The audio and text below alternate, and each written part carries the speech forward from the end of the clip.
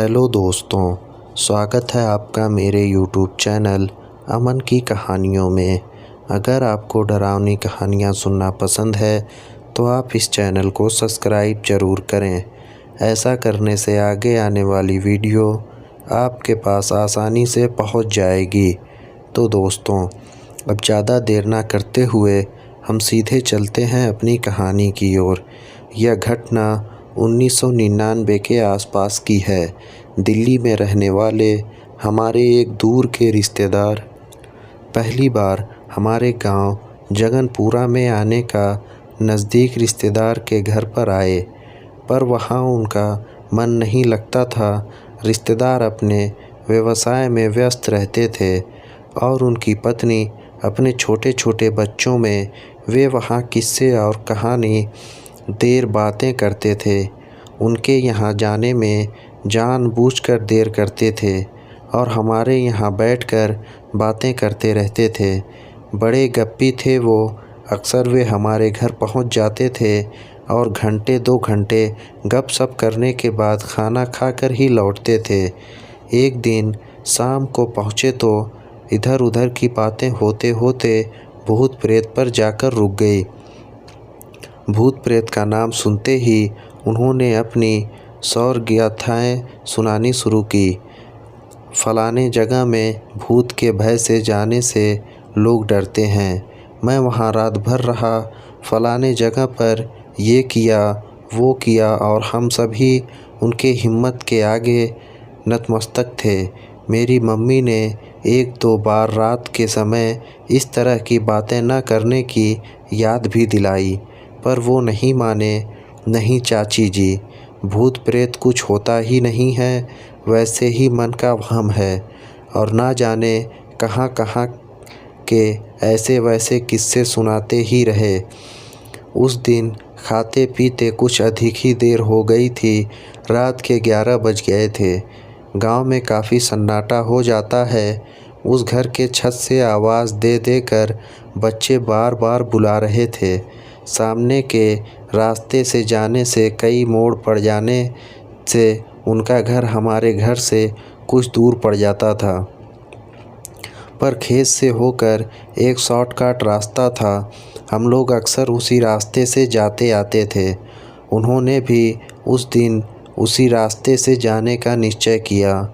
पीछे के दरवाजे से उन्हें भेजकर हम लोग दरवाज़ा बंद करके अंदर अपने अपने कामों में लग गए। अचानक मेरी छोटी बहन के दिमाग में क्या आया कि छत पर जाकर देखने लगी कि वे उनके घर पहुँचे या नहीं। अंधेरा काफ़ी था। मेरी बहन को कुछ दिखाई नहीं दिया।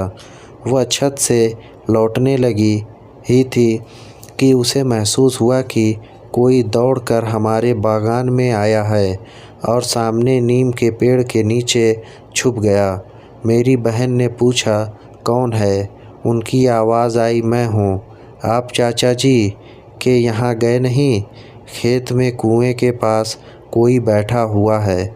गांव में रात के अंधेरे में चोरों का ही आतंक रहता है। उनकी इस बात को सुनकर हम लोग को चोर के होने का ही अंदेशा हुआ। जल्दी जल्दी पिछवाड़े का दरवाज़ा खोल कर पूछने पर उन्होंने हमारे अंदेशे को गलत बताते हुए कहा कि वह आदमी नहीं, भूत प्रेत जैसा कुछ है, क्योंकि कुएं के पास उसकी 2 लाल लाल आँखें चमक रही हैं। तब जाकर हम लोग को ध्यान आया कि कुएं के पास खेत में पानी पटाने वाला डीजल पंप रखा है और उसमें ही 2 लाल बत्तियां जलती हैं। जब उन्हें यह बात बताया गया तो उन्होंने एकदम से झोंक कर कहा, ओह, हम तो उसे डर खा गए। बेचारे कर भी क्या सकते थे। इस डर खाने की कहानी ने तुरंत बखानी गई। उनकी निडरता की कहानियों के पोल को खोल दिया था। फिर थोड़ी ही देर बाद वे चले गए और हमारे घर क्या माहौल की तो पूछिए मत। हम लोगों को तो बस हंसने का एक बहाना मिल गया था। तो दोस्तों, इस कहानी में बस इतना ही। अब हम चलते हैं अपनी अगली कहानी की ओर। डर या खौफ को देखा नहीं जा सकता, इसे सिर्फ महसूस किया जा सकता है। डर एक अनुभूति है।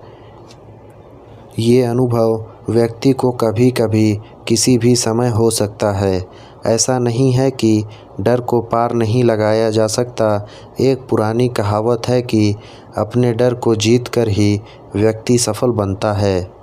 बहरहाल हम आपसे यहाँ डर पर चर्चा नहीं करेंगे, बल्कि आपको डर से रूबरू कराएंगे।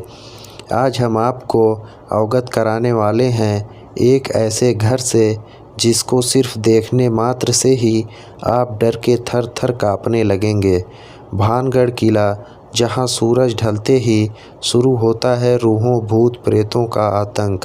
जी हाँ, 21वीं शताब्दी में भले ही ऐसी बातें आपको काल्पनिक लगें, मगर ये सच है। कर्नाटक की राजधानी बेंगलुरु के सटे मार्ग रोड पर गगनचुंबी इमारतें, लोकप्रिय ब्रांडों और महंगे महंगे रेस्टोरेंटों के बीच एक बेहद सुनसान और दिल को दहला देने वाला घर ज़रूर आपका ध्यान अपनी तरफ आकर्षित करेगा।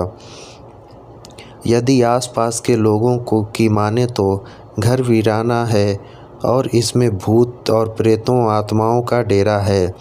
इस घर को यदि आप ध्यान से देखें तो आपको मिलेगा कि आज ये विशाल घर एक खंडहर में तब्दील हो गया है, जिसके आसपास घने पेड़ों और झाड़ियाँ के अलावा छोटे मोटे जीव जंतुओं ने अपना डेरा जमा लिया है।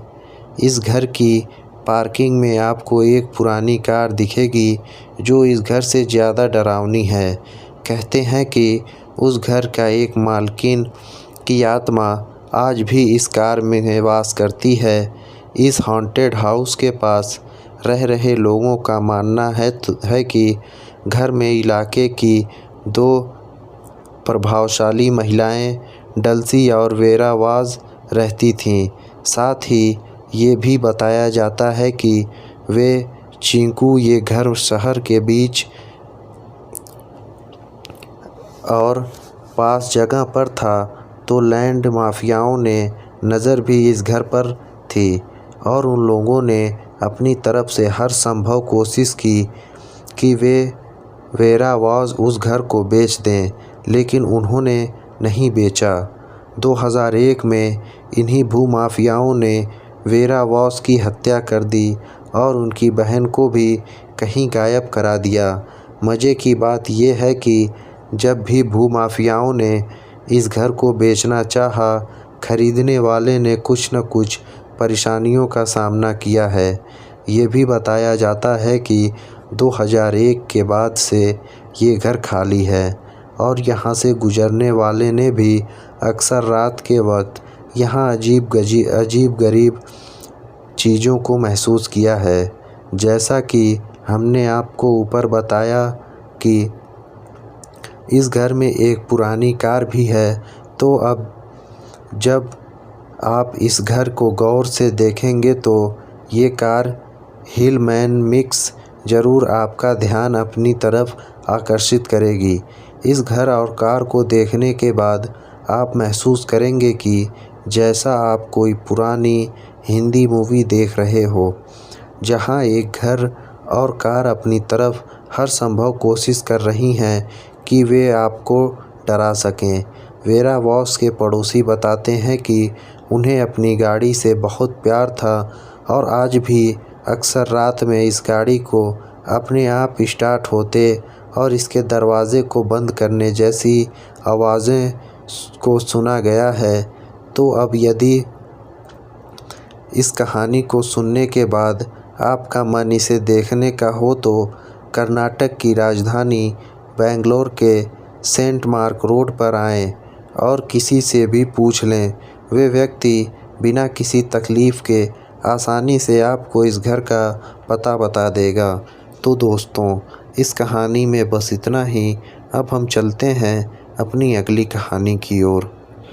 दोस्तों, आज हम फिर से राजस्थान की एक और रहस्यमयी जगह के बारे में बताने जा रहे हैं, जिसे लोग आज भी अनजान हैं। रोडीज़ के एक एपिसोड में आपने इस मंदिर के बारे में सुना, तो हमने इस मंदिर के बारे में अलग अलग माध्यमों से गहन अध्ययन किया। इस मंदिर के बारे में ऐसा माना जाता है कि शाम ढलते ही इस मंदिर के लोग आसपास भी नहीं भटकते हैं, क्योंकि स्थानीय लोगों का ऐसा कहना है कि रात ढलते ही जो भी इंसान यहाँ रुक जाता है वे पत्थर की मूरत में तब्दील हो जाता है। इस बात में कितनी सच्चाई है, इसके बारे में स्थानीय लोग या आप खुद जाकर पता लगा सकते हैं। इस मंदिर के इस रहस्य के बारे में जानने से पहले हम आपको इसका थोड़ा इतिहास बताते हैं। किराड़ू मंदिर राजस्थान के बाड़मेर ज़िले में हथमा गांव में स्थित है, जिसे 11वीं शताब्दी में बनवाया गया था। यह मंदिर इतना सुंदर बना है कि इतिहासकार इस मंदिर को राजस्थान का खजुराहो कहते हैं, लेकिन 900 वर्ष से वीरान इस मंदिर की तरफ अभी तक इतने लोग का ध्यान नहीं गया, जिसके कारण ये मंदिर गुमनामियों के अंधकार में छिपा हुआ है। इस मंदिर में रही 5 बड़े मंदिरों की श्रृंखला भूकंप से ध्वस्त हो गई थी। यहाँ पर 2 मंदिर हैं, जिसमें से एक शिव जी और दूसरा विष्णु जी का है। इस मंदिर पर बनी पत्थर की कलाकृतियों आपको प्राचीन समय की याद दिलाती हैं। तो मित्रों, मंदिर के इतिहास के बाद इस मंदिर से जुड़े रहस्य से आपको रूबरू करवाते हैं। स्थानीय लोगों के अनुसार आज से 900 साल पहले किराड़ू में परमार वंश का राज था। उस समय एक दिन एक साधु अपने कुछ शिष्यों के साथ यहाँ पर रहने को आए। यहाँ पर कुछ दिन रहने के बाद उन्हें आगे और घूमने का निश्चय किया। एक दिन वो बिना शिष्यों को बताए एक रात यहाँ से निकल पड़े। उनके जाने के कुछ दिनों बाद वे सारे शिष्य बीमारी से ग्रसित हो गए। गांव के किसी भी इंसान ने उनकी मदद नहीं की। केवल एक कुम्हारिन ने निस्वार्थ भाव से उनकी सेवा की, जिससे उनका स्वास्थ्य ठीक हुआ। साधु घूमते घुमाते फिर से उसी जगह पहुँचे तो उन्होंने अपने शिष्यों की कमज़ोर हालत को देखकर बहुत गुस्सा आया। उन्होंने गांव वालों से कहा कि जिस जगह पर इंसान के लिए दया नहीं, वहाँ मानव जाति का विनाश है, और यह कहकर उन्होंने पूरे गांव वालों को पत्थर बनने का श्राप दे दिया। शिष्यों की सेवा करने वाली कुम्हारिन को इससे अछूता रखा और शाम ढलने से पहले बिना पीछे मुड़े गांव से चले जाने को कहा। लेकिन उस महिला ने गलती से पीछे देख लिया और वो भी पत्थर की मूरत बन गई। नज़दीक के गांव में आज भी उस कुम्हारिन की मूरत आज भी है।